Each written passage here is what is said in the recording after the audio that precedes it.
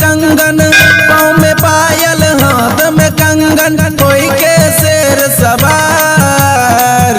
माई हो तनी आ जाई तू, माई हो तनी आ जाई तू अपन सेवक के दुआरे। माई हो तनी आ जाई तू अपन बेटवा के दुआरे।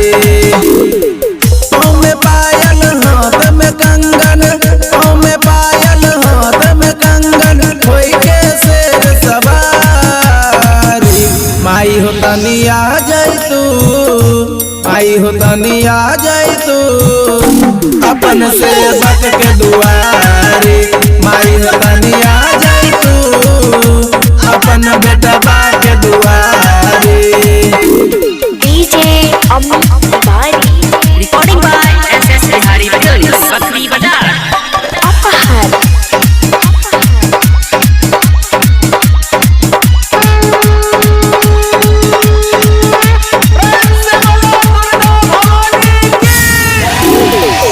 माई करेली शेर सवारी हो,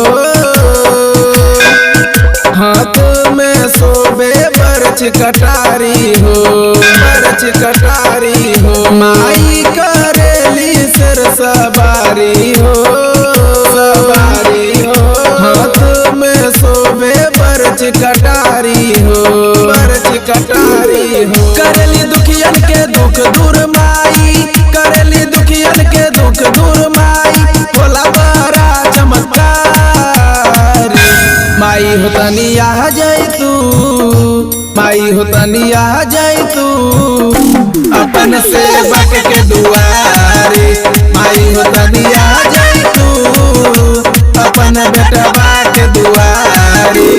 डीजे अमन तिवारी अपहर।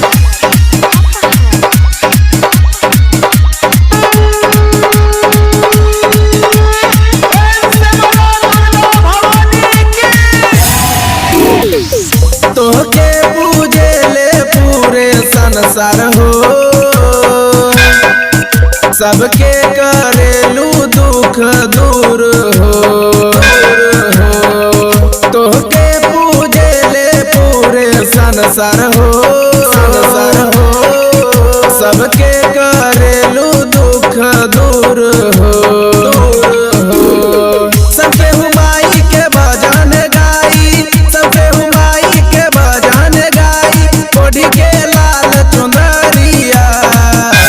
माई हो तनी आ जाई तू, माई हो तनी आ जाई तू अपन सेवका के दुआरे। माई हो तनी आ जाई तू अपन बेटवा के दुआरे। DJ Aman Tiwari recording by SS Bihari films Bakri Bazar अपहर।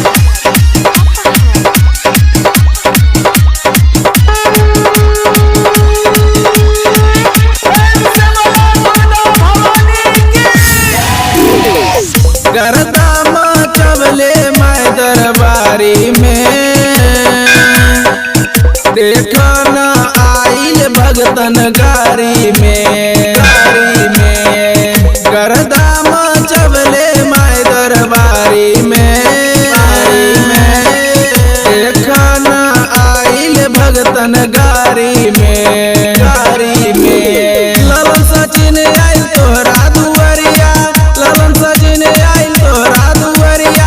कोढ़ी के लाल चुनरिया। माई हो तनी आ जाई तू, माई हो तनी आ जाई तू अपन सेवक के दुआरे। माई हो तनी आ जाई तू अपन बेटवा के दुआरे।